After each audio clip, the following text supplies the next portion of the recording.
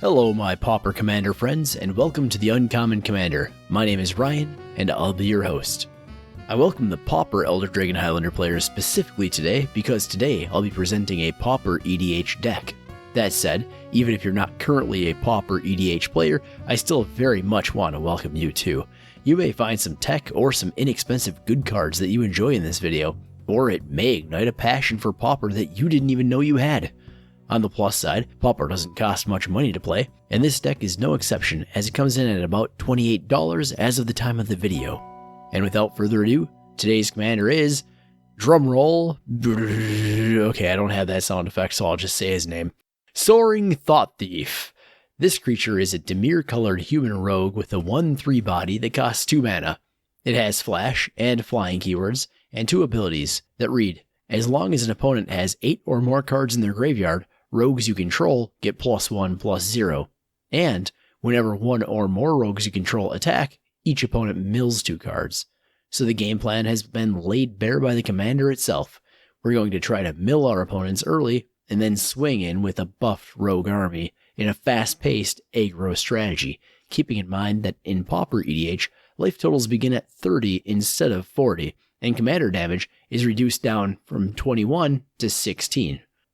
A trap with this commander is to think that we can have a mill victory, but we can't have that. We can't have a mill victory. There just isn't enough fast mill available to give us a mill victory with this deck. An ideal start with this deck is to mill an opponent on turn 1 with one of our small mill sorceries, and then cast your commander on turn 2 if you need a blocker, or just before your 3rd turn since it has flash. Alternatively, you can cast a rogue on turn 1 and pay for a bigger mill spell on turn 2. Ideally, this deck won't want to ramp until turn 3 unless you plan on playing Possum for a while. If you do plan on playing Possum, this deck does have some ramp cards that will work on turn 1 or 2. We have the equipment's Explorer's Scope and Prying Blade, both of which cost 1 mana to cast. Explorer's Scope triggers on attack and lets you look at the top card of your library. If it's a land, you may put it into play tapped. If it's not a land, put it back on top. Prying Blade buffs the creature it's equipped to by +1/+0 and has an ability that triggers when the creature it's equipped to deals combat damage. That ability lets you create a treasure artifact token that can be tapped and sacrificed to add a mana of any color to your mana pool. Arcane Signet, Dimir Signet, and Mind Stone are all mana rocks that cost 2 mana to cast. Arcane Signet adds a mana of any color when it's activated. Dimir Signet costs a single mana to activate, and then taps for both of our Dimir colors. And Mind Stone can either tap for a colorless mana, or you can pay a mana, tap, and sacrifice it to draw a card. Also for 2 mana, we can cast Frog Tosser Banneret. That's a goblin rogue with haste that reduces the casting cost of any goblin and rogue spells that we have by 1. This is especially nice since it can ramp us by multiple mana each turn if we cast more than 1 rogue that turn, and is itself a rogue, so it'll get a buff from our commander, and it can trigger his mill ability. Finally, if we're not playing Possum and are going with the ideal start, we can cast one of the 3 mana costed rocks on turn 3 or 4, Commander's Sphere, Dimir Cluestone, and Dimir Locket. All of these can tap for either a blue or a black mana, and each has an ability that allows it to sacrifice itself to draw a card or 2. Since our ideal start is to either mill our opponents or cast a rogue creature, let's discuss that start. If we're going to be milling first, we'll want one of Memory Sluice or Stream of Thought in our hand. Memory Sluice makes a target player mill 4 cards. It also has Conspire, so if you've got 2 rogues out already, you can have 2 people mill 4 cards, or even have 1 person mill 8, getting you Soaring Thought-Thief's Anthem buff with just this 1 mill card. Stream of Thought also costs 1 mana and mills 4 cards, but it has Replicate, so you can cast it later in the game to also mill 2 people for 4, or 1 person for 8. We also have a few 2 mana versions of mill, Compelling Argument, Mind Sculpt, and Paranoid Delusions. Compelling Argument mills 5 and has cycling, so if you don't need to mill people any more than you already have, you can pay the cycling cost to toss it and get a new card into your hand. Mind Sculpt mills 7, which nearly gets us to our commander's Anthem effect all on its own. And Paranoid Delusions only mills 3 cards, but it has Cypher, which will be very useful with a ton of our rogue options in this deck. Casting this and ciphering it to an unblockable rogue will mean you have milled 8 cards over the course of 2 turns. Any more milled after that is just a bonus. We also have 2 rogues that mill when they enter the battlefield, Nimana Skydancer and Balustrade Spy. Both have flying, and additionally, Nimana Skydancer has flash, so she can act as a surprise blocker. And since we've already talked about a couple of rogues, let's just keep going and talk about a bunch more. We'll start off with a rogue that isn't a rogue at all. Changeling Outcast is actually a shapeshifter with Changeling, so he counts as a rogue. He's a 1/1 and is unblockable. He also can't block.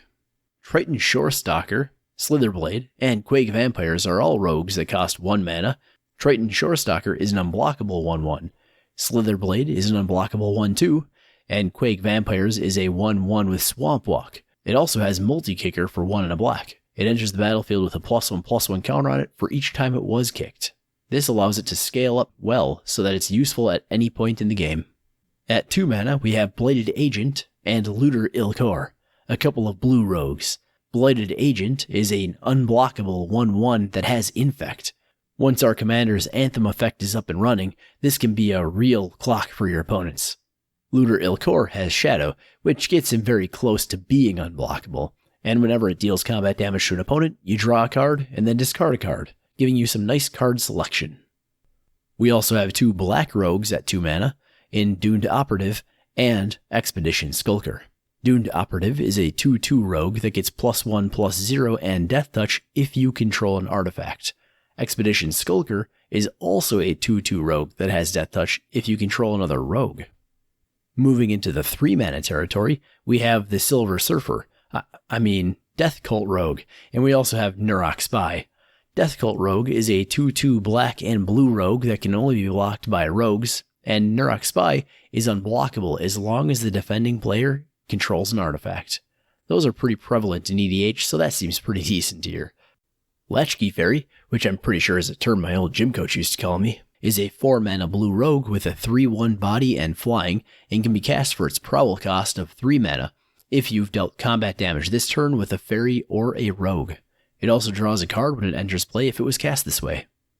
We do also have 2 black rogues at 4 mana, in Moonglove Winnower and Nimana Skittersneak. Moonglove Winnower is a simple 2/3 rogue with Death Touch. Nimana Skittersneak is a less simple 3/4 rogue that has, as long as an opponent has 8 or more cards in their graveyard, Nimana Skittersneak gets +1/+0 and Menace. That's the same condition our commander has, so if this has +1/+0 and Menace, with our commander on the board it actually has +2/+0 and Menace.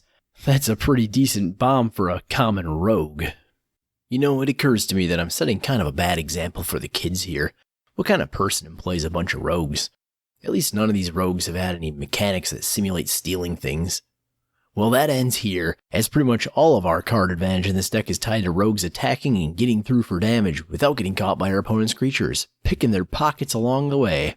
First, there are the easy-to-say Scroll Thief and Stealer of Secrets, and then there's the difficult-to-say Jahessian Thief. There, I've just combined every way that I've ever said that card's name into one perfect pronunciation. These all require you to do combat damage to your opponent in order to draw cards at them. Jahessian Thief is slightly better than the other 2 in my opinion, thanks to her prowess ability, which you won't abuse in this deck, but it should still get some use anyway. Audacious Thief and Library Larcenist don't require you to hit your opponent, instead they trigger when they attack. Audacious Thief will make you lose a life each time, while Library Larcenist will draw the card without the loss of life, and tickle you with alliteration. We have some cards that will turn our many evasive rogues into card draw. Ophidian Eye is a simple 3 mana enchantment aura that lets you draw a card whenever a creature it's enchanting deals combat damage. It also has flash. Last Thoughts isn't an enchantment per se, but it sort of acts like one.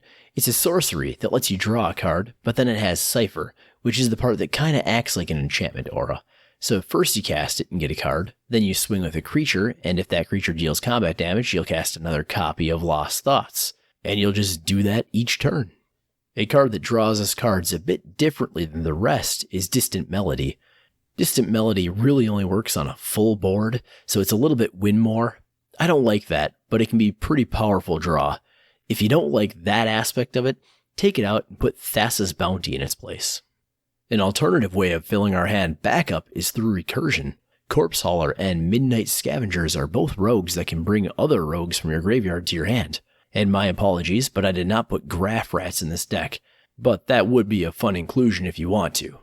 Necromantic Thirst is an enchantment aura that can enchant one of your evasive creatures to return a creature card from your graveyard to your hand whenever that creature deals combat damage.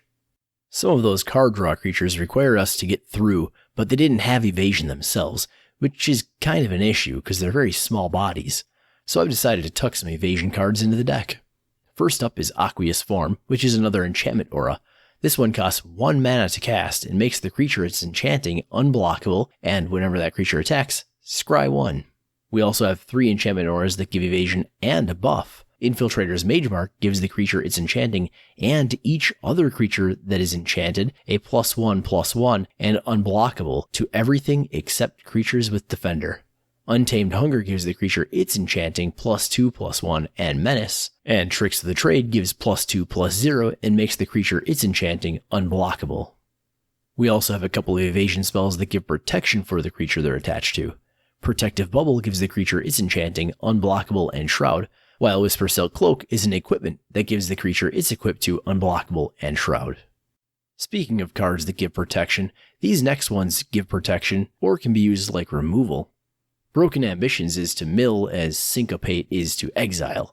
If you still haven't milled enough somehow, Didn't Say Please and Thought Collapse will also help you get there. Both cost 1 and 2 blue and to counter any kind of spell, and then mill that spell's caster for 3. I personally like to make my friends say please when I'm playing blue decks and have the mana open. If they don't, well, you know. As a payoff for all the milling you've been doing, Anti-Cognition will counter a creature or a planeswalker spell outright and then let you scry 2. If an opponent doesn't have 8 or more cards in their graveyard, the caster can pay 2 to not have their spell countered. Some spot removal is here in the form of Feed the Swarm and Violet Pall. Feed the Swarm is the only spot removal card in black for enchantments, and we're in 2 colors that suck at removing those, so we'll take the drawback of losing life happily. Violet Pall destroys a target non-black creature. We then put a 1/1 black fairy rogue with flying into play. It's spot removal and a rogue. We also have this slightly situational Cast Down and Victim of Night. In Pauper EDH, Cast Down has almost no creatures that it can't interact with, basically making it a 2-mana version of Murder. Victim of Night is going to be a bit more situational, as it can't destroy vampires, werewolves, or zombies, and there are still plenty of those around. Finally, we do have a card that requires our rogues to provide the assist. Cloak of Confusion is an enchantment aura that can cause an opponent to discard when the creature it's enchanting gets through. When that happens, you have a choice. Either you let the creature it's enchanting deal combat damage, or you have the creature it's enchanting deal no combat damage, and then that player that it would have damaged discards a card at random. We do finally have a few cards that act as utility. Really, these first 2 could be called removal actually. Marrow Bone Gnawer and Rag Dealer. They both let you exile cards from graveyards. Bone Gnawer taps and exiles 1 card and can be untapped whenever you cast a black spell. Rag Dealer costs 3 and taps to exile 3 cards from a single graveyard. Sunken City is a +1/+1 anthem for your blue creatures, with the drawback that you have to pay 2 mana at the beginning of each upkeep or sacrifice it. This deck isn't particularly mana hungry, so that upkeep isn't usually too hard to pay. Our land base is mostly basics, but we do have a few utility lands as well. Command Tower gives us whichever color we need the most, and it doesn't enter the battlefield tapped in order to do it.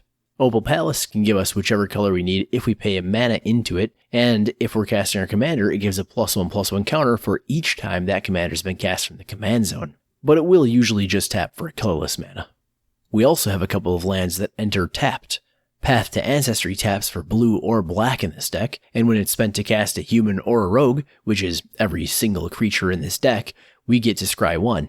Witch's Cottage enters tapped if you've got fewer than 3 other swamps in play. When it enters the battlefield, if it entered untapped, you can target a creature in your graveyard and put it on top of your library. Finally, our basic lands are 18 islands and 14 swamps.